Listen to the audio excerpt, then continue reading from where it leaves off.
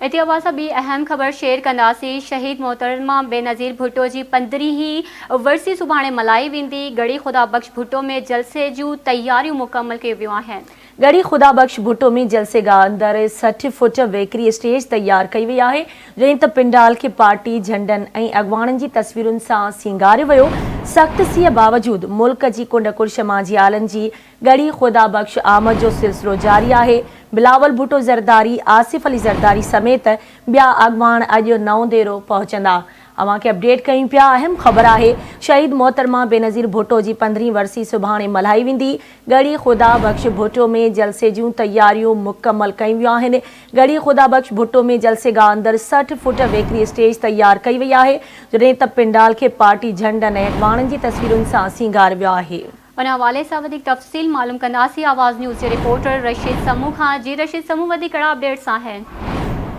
जी बिल्कुल, अॻूणी वज़ीर आज़म शहीद मोहतरमा बेनज़ीर भुट्टो जी 15हीं वरसी जेका आहे उहा सुभाणे गढ़ी ख़ुदा बख़्श भुट्टो में इंतहाई अक़ीदत ऐं एहतराम सां मल्हाई वेंदी, जंहिंमें पाकिस्तान पीपुल्स पार्टी जेको वरसीअ जे मौक़े ते गढ़ी ख़ुदा बख़्श भुट्टो में जलसो कोठायो आहे, जंहिंमें समूरा जेके इंतज़ाम आहिनि उहे मुकमल कया विया आहिनि। लाड़काणे शहर समेत लाड़काणे गढ़ी ख़ुदा बख़्श लाड़काणे शहर जे लॻ जेको आहे गढ़ी ख़ुदा बख़्श भुट्टो में सुभाणे जेको आहे मोहतरमा शहीद बेनज़ीर भुट्टो जी वरसीअ जे हवाले सां उते जलसो थींदो ऐं जंहिंमें लाड़काणे जे जेके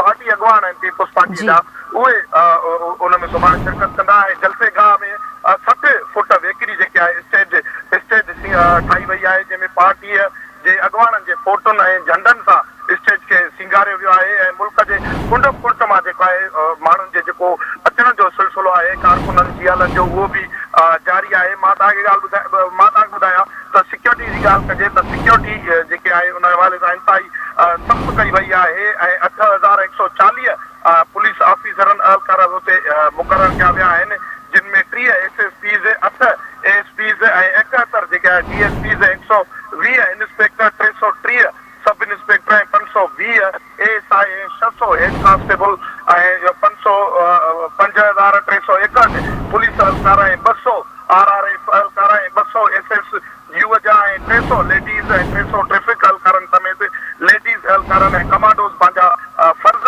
सरअंजाम ॾींदा। गढ़ी ख़ुदा बख़्श भुट्टो में 150 CCTV कैमराऊं ऐं 60 वॉक थ्रू गेट्स लॻाया विया आहिनि। सिक्योरिटीअ जा जेके जाइज़ो आहे उहो वरितो पियो वञे। सिक्योरिटी जेके आहे इंतहाई सख़्तु कई वई आहे ऐं जेके जियालनि जो जेको सिलसिलो आहे उहो गढ़ी ख़ुदा बख़्श भुट्टो में ऐं लाड़काणे में पहुचण जो उहो बि। वॾी महिरबानी रशीद अपडेट करण जे लाइ।